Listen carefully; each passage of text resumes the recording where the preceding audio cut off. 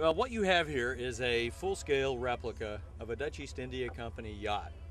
A yacht in the early 1600s was a commercial sailing vessel. Its principal job was to sail from Amsterdam across the Atlantic, around the tip of South Africa, across the Indian Ocean to Batavia, which was modern-day Jakarta, Indonesia. And there it would be involved in the spice trade. The spice trade was enormously profitable in the early 1600s, and consequently there was enormous pressure to find a shorter, more efficient, or safer route from Northern Europe to the East Indies. And Hudson was hired by the Dutch East India Company to explore for that alternate route in 1609. He sailed first from Amsterdam to the northeast, sailing over the Arctic Circle and over Russia, where he then encountered pack ice, and then turned to the northwest, approaching North America. And this is where our story unfolds with the finding of the Hudson River, what became known as the Hudson River, and the development of this colony of New Netherland, which was the trading colony established by the Dutch West India Company to engage in the beaver trade on the Hudson, the Delaware, and the Connecticut rivers. So Hudson's voyage up this so-called River of the Mountains led to the founding of New Netherland. This was the Dutch colony that extended from modern-day Delaware through central Connecticut. Its real basis was the beaver trade. But what's most striking about this New Netherland colony is the basis that it laid for the freedoms that we have in America today. Of all the colonies in the Americas, New Netherland was unique for its diversity of population. For example, by the 1630s, there were more than 14 different languages being spoken in New Netherland. You had residents who were working here as free people, residents from North Africa to Northern Europe and from East and West Europe both. What really mattered is not who your parents were or your social stature back in Europe, but were you productive? Could you work hard and make a difference here? In essence, this was really the beginning of our modern meritocracy. Also, women had legal rights in New Netherland. This was not something that existed in the Plymouth Plantation or Virginia colonies. It was unique here. And you begin to see the beginnings of freedom of religion. There was really a tolerance of different positions of conscience held in the Netherlands. So, for example, when the Pilgrims first were seeking a place where they could openly practice their religion, they sailed from England to the Netherlands. That was way before they came to the Plymouth Plantation.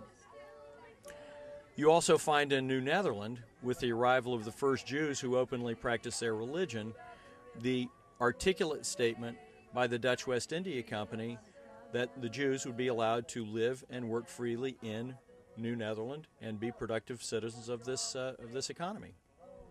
It's understandable why, because it wasn't their religious point of view that mattered here. What mattered was their ability to produce a product. So here we are on the waterfront in Hudson, New York, and having our namesake celebration of the Henry Hudson Riverfront Park here. A beautiful place and a great symbol of readaptive use. This greenery that we see about us right now, just a mere 10 years ago, was still an oil tank farm that has been cleaned up, the tanks removed, the soil remediated, and now it's publicly accessible, and you can see what kind of phenomenal impact this has.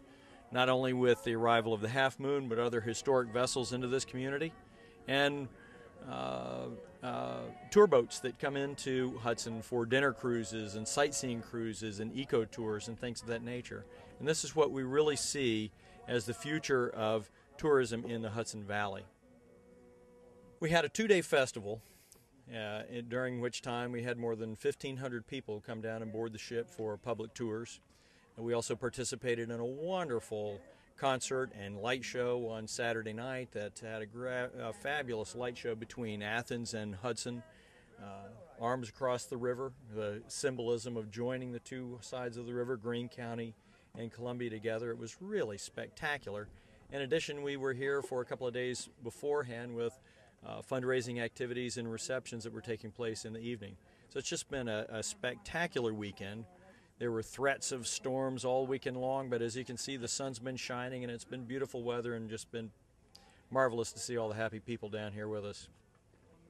We go into a period of maintenance with the ship, and at the end of August we're going to be heading down to another similar festival that will take place on Staten Island, New York. And following that, we'll then enter into the recreation of Hudson's voyage back up the river, in which we sail with 7th grade students aboard the Half Moon. They'll join us for a week tenure at a time, where they're both sailing the ship and pursuing a program in math and science. We really have a misconception about these explorers of the early 17th century.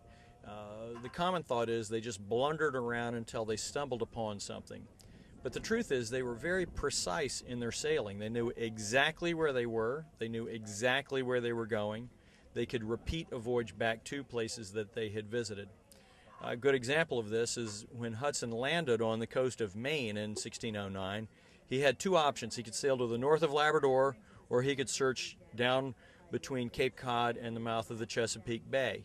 When he left Maine, he sailed offshore, specifically to the latitude of the mouth of the Chesapeake Bay, and there he came in and made his landing. And it was only from there that he hugged the coastline and sailed very carefully all the way up the Virginia, Maryland, Delaware, and New Jersey coasts, documenting the bays and inlets and the barrier islands until he entered behind Sandy Hook, and then very carefully made his way up the Hudson River.